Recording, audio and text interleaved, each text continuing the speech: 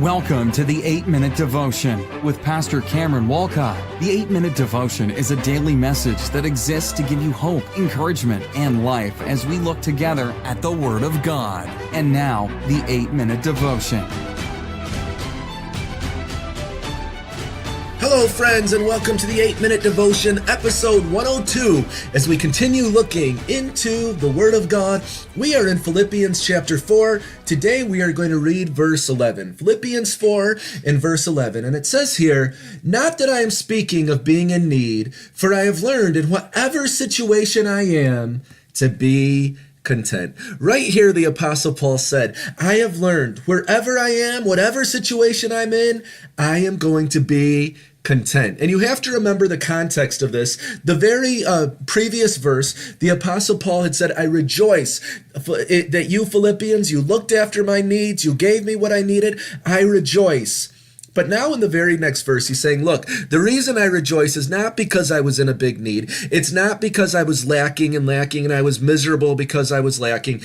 That's not the reason I rejoice. And, so that means what was the reason he rejoiced? It was because the Philippians had given. They have proved that they really loved him by giving and that the Philippians were going to be rewarded in heaven for their giving. But Paul makes it clear, I am content in any situation. We also have to ask the question then to get the context of this.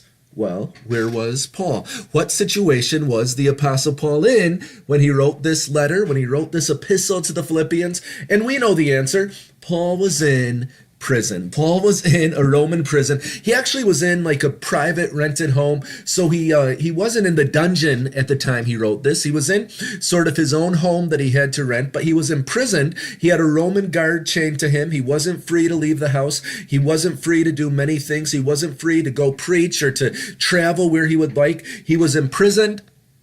It was like a home imprisonment, chained at all times to a Roman guard. So it's very difficult. But hear what the Apostle Paul says, I have learned in whatever situation I am to be content. Really, Paul had learned the secret of contentment. And what he learned is that contentment is not based on what you have. Contentment is not based on your natural accomplishments. Contentment is not based on your natural surroundings. Contentment is based on a relationship with Jesus. The secret of contentment, really then, it must be learned, because Paul said, I have learned in whatever situation I am to be content. So we see here that it must be learned. The very next verse gives us some insight on how it can be learned, but we're going to look at that verse tomorrow so we have more time to go through it. Today we're going to look at some of the other ways that we can learn contentment. The first thing to know about contentment, when Paul said,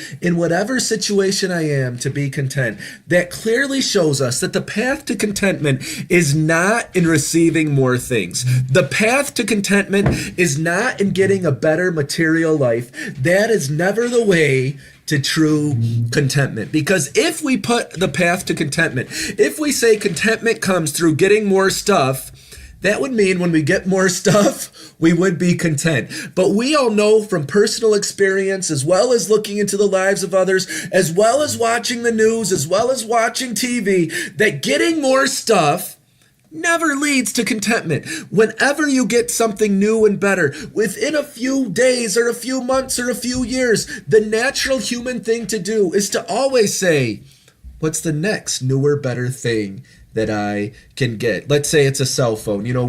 Most of us here, we have mobile phones. We like mobile phones. There's nothing wrong with that. I have an iPhone. I have an iPhone 8. And it's an awesome phone.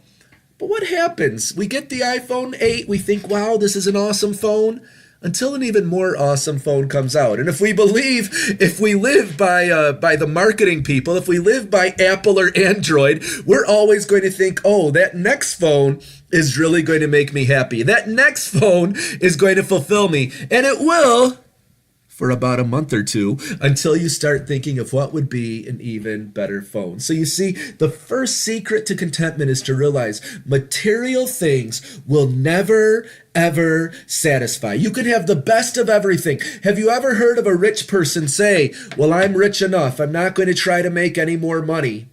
It doesn't happen. The rich want to get richer. The poor want to get richer. The middle want to get richer because material things never ever satisfy. Money never satisfies. Possessions never satisfy. We always look for the next, the newer, and the greater. You know what Paul said in another verse, 1 Timothy 6:8, in another book. This one was written just a couple years before Paul died, a few years after Philippians. Paul told the believers this: having food and clothing, be content. In other words, Paul's reasoning to them, his instruction to them, it wasn't you don't need anything in life. It wasn't just go live hungry and naked. Paul knew that to have contentment, to have a peaceable life, to have an ordered life, we do need a couple things. We do need food and we do need clothing. But then Paul said, really, once you have these two things, you have everything you truly need. If you have food and clothing,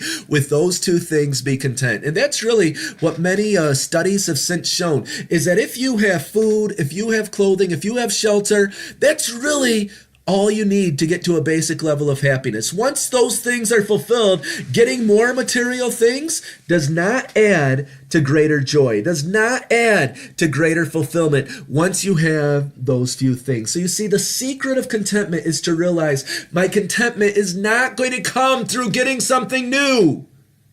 My contentment comes through Jesus. To have contentment, another secret. The first secret is to realize it doesn't come through material things, it comes through Jesus. A second secret of contentment is there must be a commitment to the will of God. That our life's overriding theme, our life's overriding focus is, God, I want to do your will. God, I want to please you in all of my actions. God, I want to do your will. And when our life is dedicated to doing the will of God, we may go without things. We may go without things that we desire. We may go without material niceties. But if our life is committed, God, I want to do your will, and we're living on mission, missing those things will not destroy us. Missing those things will not bring us down. Missing those things will not take away our joy or our contentment, because we'll realize my life is about a mission. My life is about serving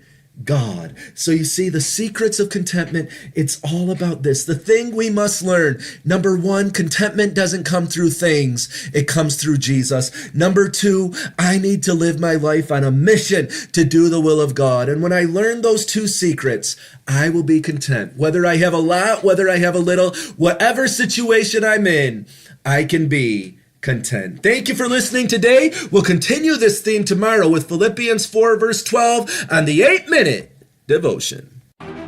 Thank you for listening to the 8-Minute Devotion. We trust you've been encouraged and blessed today. Please subscribe to the podcast on iTunes or by visiting the8minutedevotion.podbean.com. For questions or comments, please email us at the8minutedevotion@gmail.com or visit our Facebook page. We would love to hear from you.